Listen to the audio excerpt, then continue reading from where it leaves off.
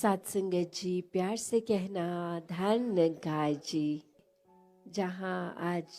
ये सत्संग में सभी ने इतने घंटों से और अभी भी इसके बाद भी जो सत्संग में हर एक के भाव श्रवण करने का एक मतलब, ये जो हर एक ने कहा कि इस जीवन में हमें भक्ति की बुनियाद पे अपनी सारी जिम्मेवारियों को भी निभाना है, हर समय भक्ति भी करनी है और समाज में भी एक अपना असर इस तरह हो कि हम पहले जहाँ अपने ऊपर सुधार का भाव लिए हुए खुद को सुधारते चले जाएं, वहीं साथ में एक प्रभाव समाज पे भी इस तरह रहे भक्तों का शुरू से ही कि अपना भी कल्याण है, औरों का भी कल्याण है। कोई भी काम भक्त किसी भी समय एक सेल्फिश होके सिर्फ अपने लिए नहीं करते। भक्तों को तो यही मन में होता है कि हर एक के दिल में ठंडक पहुँचे, हर एक के दिल में एक आराम हो, हर किसी के लिए एक भाव शुद्ध,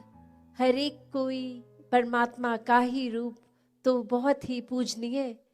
किसी को भी भक्तों ने कभी चोट नहीं पहुंचाई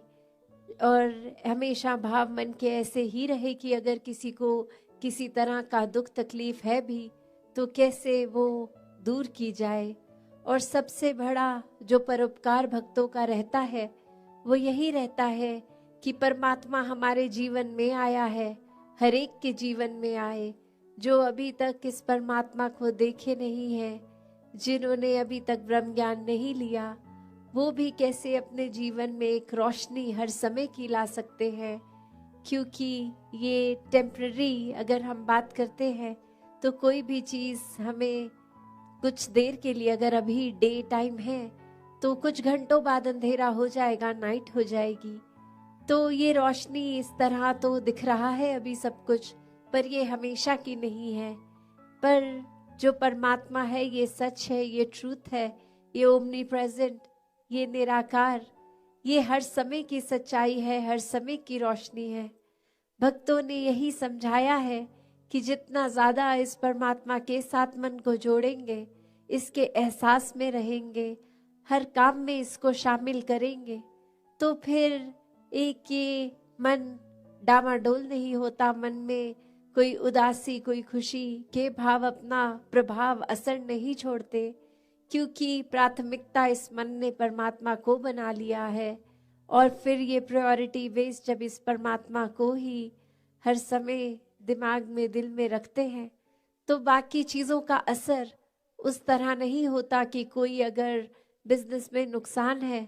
तो एक डिप्रेशन की ओर मन जा रहा है, या फिर कुछ इतनी उपलब्धि मिल गई, अचीवमेंट मिल गई कि इतनी खुशी कि औरों के बारे में फिर सोचना ही छोड़ दिया, खुद में इतनी ईगो ले आए, एक अपने आप को बहुत ही इम्पोर्टेंट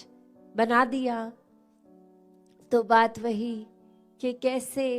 हर एक में जहाँ हर किसी ने इस परमात्मा को देखना है,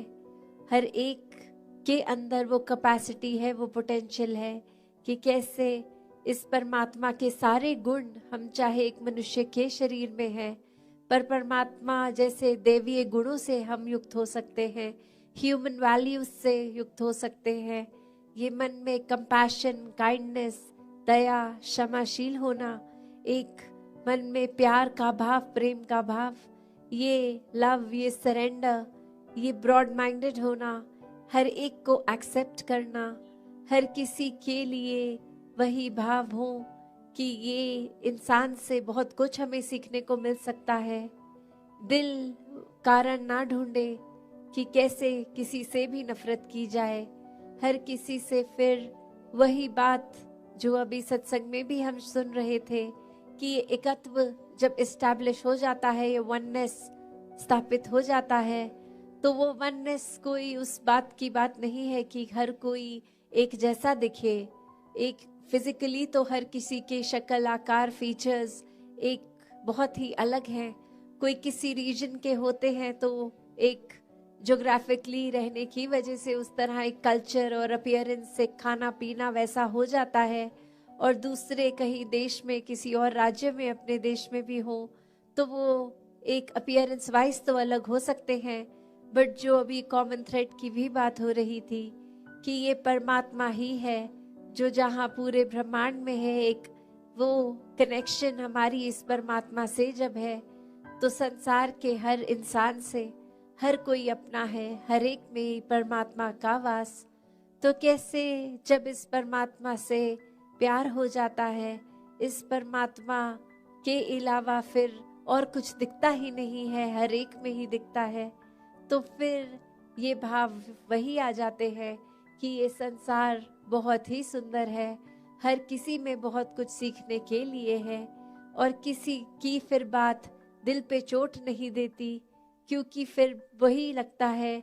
कि कोई वजह होगी, किसी का दिन अच्छा नहीं जा रहा होगा, शायद किसी की तबीयत नहीं ठीक कि इतनी इरिटेशन हो रही है, इतना तंग हो रहे हैं कि कुछ खराब हमें बोल रहे हैं। तो बात वही कि हर किसी के अंदर जब ये परमात्मा दिखता है तो एक अच्छाइयों को ही भक्त उठाते हैं, किसी की कमियों को इस तरह संसार के आगे नहीं उछालते। एक दिल में अगर वाकई ही एक कंसर्न है उस इंसान के लिए तो उस इंसान को डायरेक्टली जाके उसके पीठ पीछे एक बैक बाइटिंग नहीं, उसको सामने जाकर बोला जाता है कि ये जो आपने बात कही वो ठीक नहीं थी, इसमें अगर आप सुधार कर लें तो वाकई ही आपका सुधार हो जाएगा, अगर आप अपने थोड़ा बिहेवियरल चेंज लेके आएंगे। और फिर संत यही समझाते हैं कि बिहेवियरल चेंजेस तो टेम्पररी फिर भी हो सकते हैं, कुछ देर की लर्निंग के लिए हो सकते हैं, फिर कभी और ये बिहेवियर वापस हो सकता है अग्रेसिव एंग्री। तो फिर कैसे हर समय के लिए एक मन को शांत रखना है, शीतल रखना है, मन में सहजता रखनी है, मन में सुकून का भाव रखना है, तो इस परमात्मा से ही जुड़ना होगा, क्योंकि इस परमात्मा को दिल में बसाएंगे तो मन में ये सारे इमोशंस ठीक तरह से काम आएंगे। जैसे एक आग का एग्जाम्पल होता है फायर का, तो उसका काम तो जलाना है, पर कैसे हम अगर वो आग के ऊपर कोई तवा रख देते हैं तो वो उसको रोटी बनाने के भी फिर वो आग ही काम आती है। वो हीट अगर बहुत ठंडा दिन है तो कैसे एक फायर प्लेस में डाल देते हैं, एक बॉन फायर करके, उससे हमें आराम ही मिलता है। तो कैसे ये जहाँ एक गुस्से की, एक एंगर की भी बात है, उसको भी अगर चैनलाइज किया जाए ठीक तरह से तो सारे ही मन के इमोशंस ये बहुत ही उपयोगी भी हो जाते हैं। हमेशा सिर्फ एक नुकसान का ही नहीं इमोशन एक रास्ता लेता, तो कैसे अपने आप को अगर सही तरीके से रखना है, सही रास्ते पे रखना है, सही सोच, सही दिल के भाव, सही बातचीत के लिए वो शब्दों का प्रयोग मन में हर एक को एक आराम देने के भाव से किया जाए, तो फिर एक सामने वाले का भी हम वो सुधार कर लेते हैं। शुरुआत चाहे अपने आप से ही करनी है, पर फिर भी अगर किसी की कोई एक बात ठीक नहीं तो उसको बहुत आराम से कन्वे करके एक वो अटेन जो करना है, जो अचीव करना है, वो चेंज भी सामने वाले में दिखेगा। तो कैसे हर एक के लिए संतों ने हमेशा एक बहुत ही दिल से एक प्रयत्न किया कि जहाँ ये आत्मा का कल्याण हो, ये आत्मा का इस परमात्मा से मिलन होता है,